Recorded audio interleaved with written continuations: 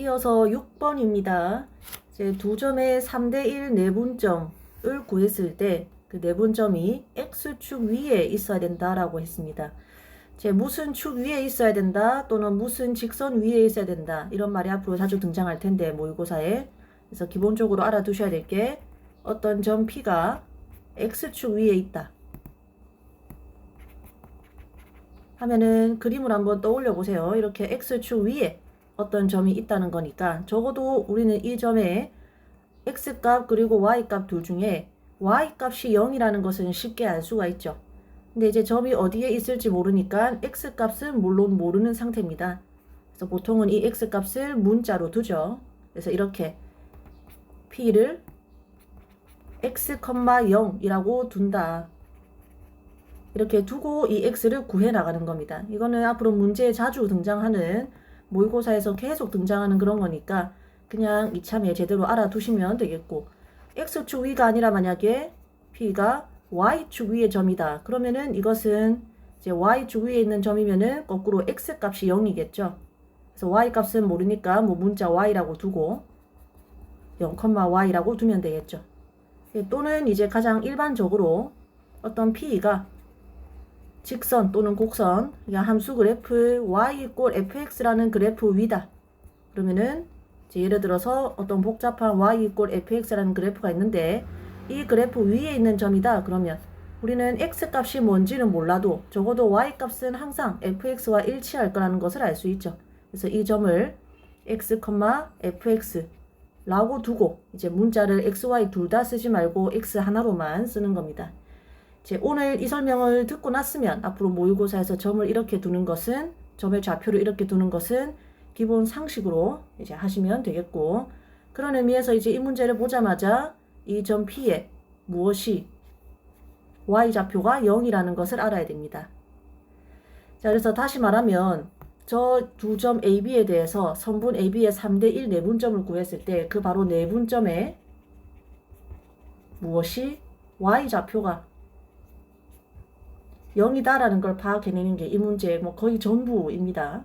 자, 그래서 내분점을 한번 구하러 가보겠습니다. 제 공식은 뭐 다들 알겠죠. 그래서 그냥 간단하게 언급만 할 거고, 우리 교과서에서는 106쪽에 자세하게 나오고 있습니다. 어떤 두 점이 각각 x1, y1 그리고 x2, y2일 때 이제 선분 AB에 m 대 n 내분점을 구해라. 그러면은 x값, y값 모두 분모가 m 플러스 n이죠. 그리고 분자는 여기는 x값이니까 y값은 쓰이지 않겠죠. 이 두 개 가지고 공식을 만드는 거죠. 그래서 이 두 개 가지고 m과 n이랑 이렇게 크로스한 것끼리 더한 거죠. 그래서 mx2 플러스 nx1. 그 다음에 y값은 똑같은데 x만 y로 바꿔주면 되더라. 마찬가지로 m 대 n 외분점은 위에 공식하고 다 똑같은데 mn, mx2, nx1 그 다음에 mn, my2, ny1 다 똑같은데 위에 공식에 플러스가 마이너스가 되더라. 요것만 잘 기억하시면 되죠. 그래서 이 보라색 크로스 하는 방향 엉뚱한 것끼리 서로 곱하지 않도록 그것만 좀 신경 쓰면 되겠습니다. 자, 그러면 구하러 가보겠습니다. 내분점 P에 x값은 필요 없고 y값만 구하면 되죠. 그래서 y값만 한번 가져와 보겠습니다. 점 A의 y값은 마이너스 3, 점 B의 y값은 A인 상태에서 우리는 3대1 내분점을 구하려 하고 있으니까 분모는 3 플러스 1, 즉 4가 될 거고 항상 m부터 시작해서 크로스로 곱합니다. 3a. 그리고 내분점이니까 플러스 해주고 나머지 두 개를 크로스해서 곱해준 거를 더해주면 되죠.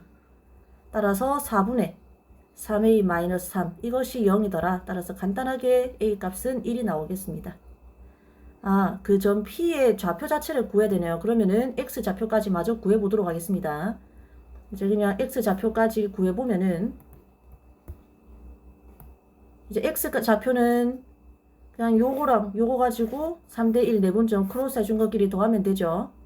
그래서 4분의 3, 6, 18 더하기 마이너스 6 곱하기 1이니까 2 해서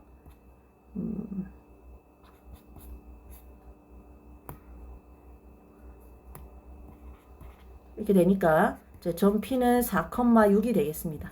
4,0이 되겠습니다.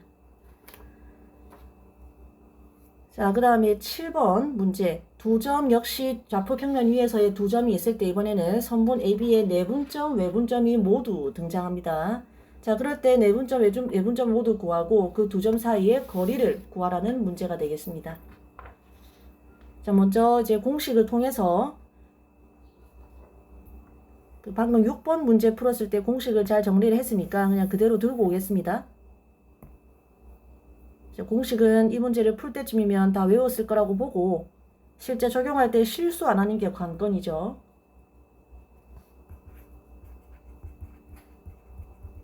자, 먼저 내분점 P를 구하면은 항상 두 점의 좌표를 나란하게 깔끔하게 적어주고 이제 B를 다시 한번 보시고 내분점이니까 n 플러스 n을 분모로 깔아줘야 되죠. 2 플러스 1, 2 플러스 1. 그런 상태에서 나는 내분점의 x좌표만 구하고 싶으니까 요 x좌표만 동그라미 치시고 b를 동그라미 치시고 크로스끼리 곱해서 더해주면 되죠. 그러면 2 마이너스 5. 자, 그 다음에 외분점은 이 y값 두 개 가지고 크로스를 하는 거죠. 그러면 2 곱하기 10 플러스 2 하니까 12 되겠죠. 해서 약분하면은 마이너스 1,4가 되겠습니다. 그래서 내분점은 간단하게 마이너스 1,4가 되고, 자, 그 다음에 외분점 역시 여러분이 당연히 스스로 하시고 그 계산 과정만 보는 겁니다.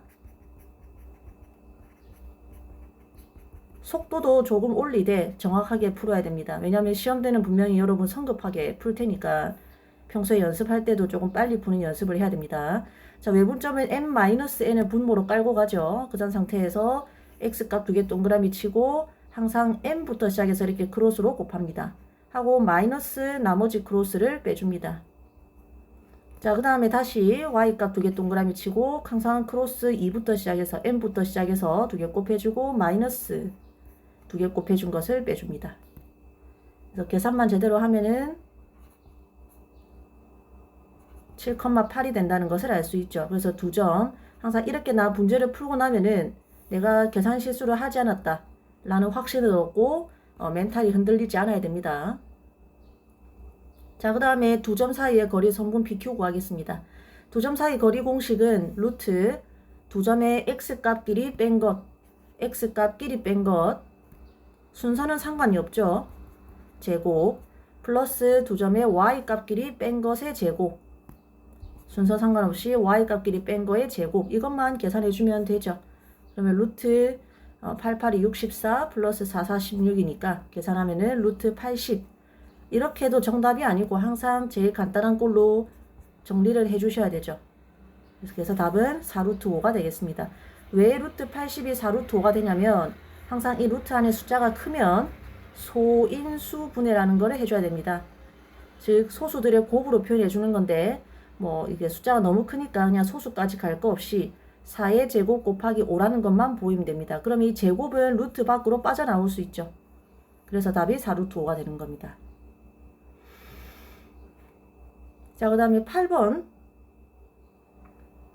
8번은 빈칸만 채우면 되기 때문에 사실 문제가 어렵게 나오는 경우가 별로 없습니다. 그래서 여기 이제 모의고사에 종종 이런 문제가 나올 테니까 좀 적고 시작하겠습니다. 모의고사에서 이러한 빈칸을 채우는 이미 풀이 과정 대부분이 나와 있는 이런 긴 문제는 과정을 이거를 처음부터 끝까지 다 읽을 필요는 거의 없습니다. 보통.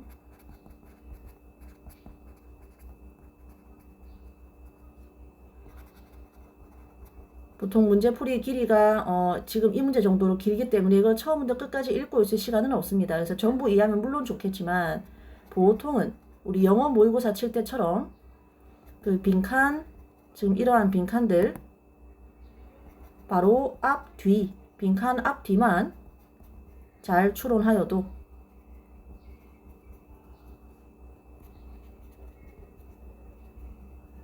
풀 수 있게 문제가 나오는 편입니다. 그래서 영어 빈칸 추론할 때랑 비슷하게 생각을 하면 됩니다.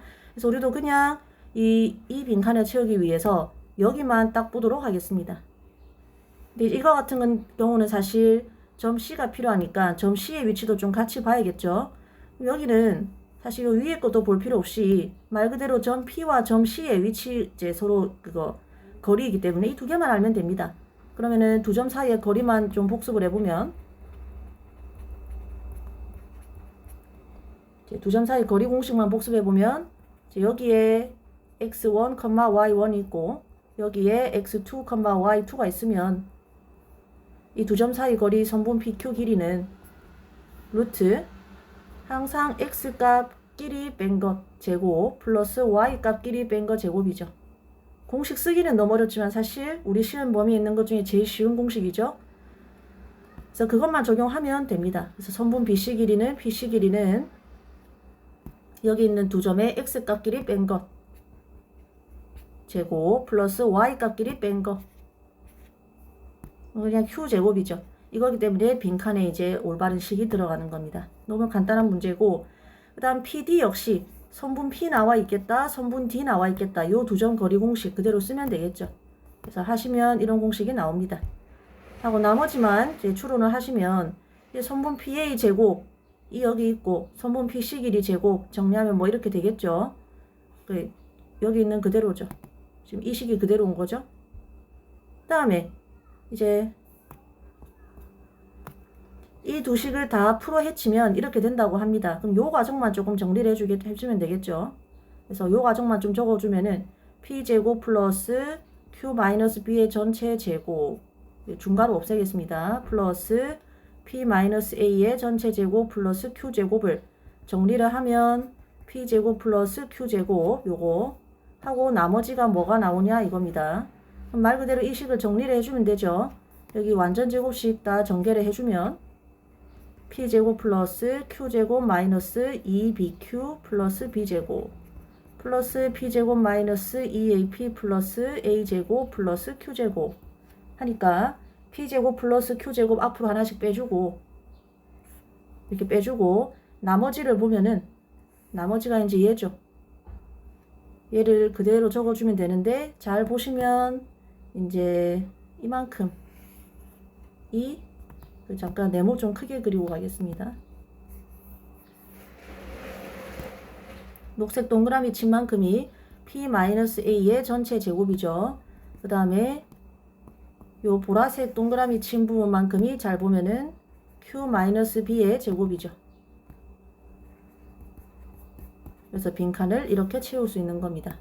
그래서 뭐 별거 아닌 그냥 정리하면 되는 그런 문제가 되겠습니다.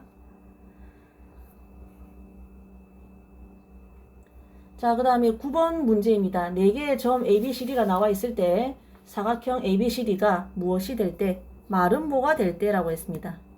네, 마름모 뜻 한번 복습하고 지나가야겠죠.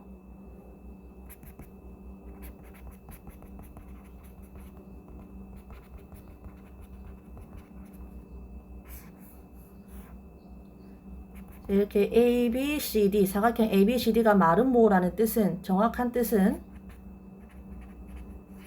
마름모의 정확한 뜻은 네 변의 길이가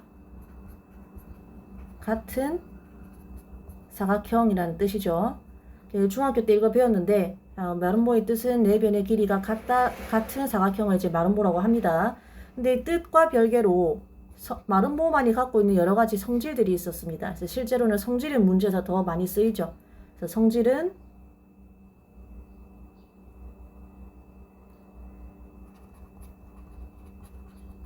대각선이 지금 여기에 그을 수 있는 대각선이 이제 하나, 두 개가 있는데 이 두 개의 서로 다른 대각선이 서로를 2등분, 그냥 2등분하는 것도 아니고 서로 수직 2등분 한다라는 성질이 있었습니다. 그래서 이제 이만큼의 길이와 이만큼의 길이가 같고 이제 만나는 각이 이제 90도가 되면 되죠.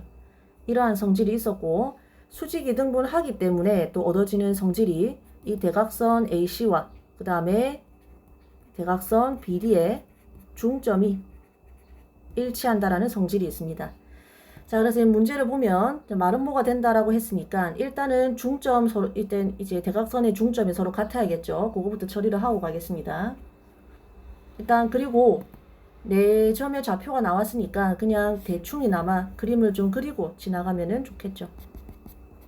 그리고 지금 사각형 ABCD라고 할 때는 항상 A부터 시작을 해서 이웃한 꼭지점으로 이제 순서가 부여됩니다. 말이 좀 어려운데 사각형 ABCD라고 했을 때 이런 식으로 그리면 안 된다는 겁니다.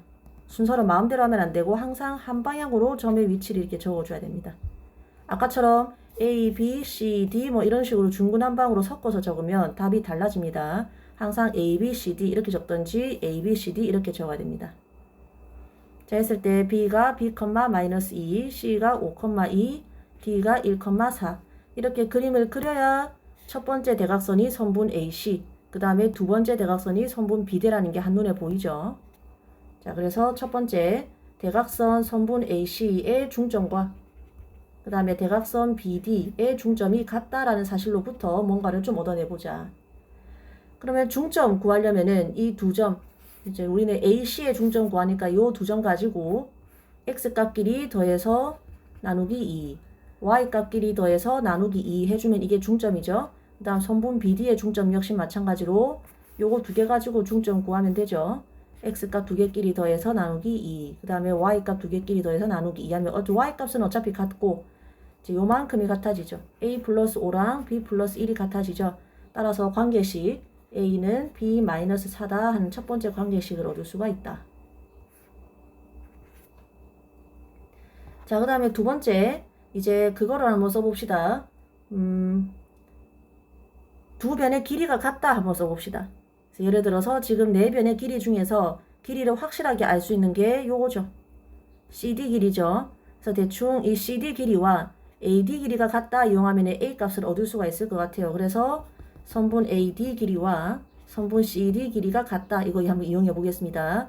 그러면 선분 AD 길이는 두 점 사이의 거리 공식을 쓰면 A-1의 전체 제곱 플러스 4-0의 제곱의 루트. 이게 선분 AD 길이고 그 다음에 선분 CD 길이는 이 두 점 가지고 서로 이제 두 점 사이 거리 구하면 되겠죠. 루트 5-1의 전체 제곱 플러스 4-2의 제곱. 정리를 하면 당연히 양변에 제곱하면 A 제곱 마이너스 2A 플러스 1 플러스 16은 4, 4, 16 플러스 4 되니까 16 날라가고 A-1의 전체 제곱은 4 되니까 A-1은 2 또는 마이너스 2가 되겠죠. 따라서 A는 3 또는 마이너스 1이 됩니다. 자, 근데 문제에서 A는 양수라고 했으니까 마이너스 1은 답이 안 되죠. 따라서 A는 3이 된다. 하고 이제 기억에 의해서 우리 기억에 A와 B의 관계식을 얻어놨죠. 저 식의 A 값에 이렇게 3을 대입을 하면은 B 값은 7이 나오죠. 그래서 이렇게 해서 A 값과 B 값을 알게 되었습니다.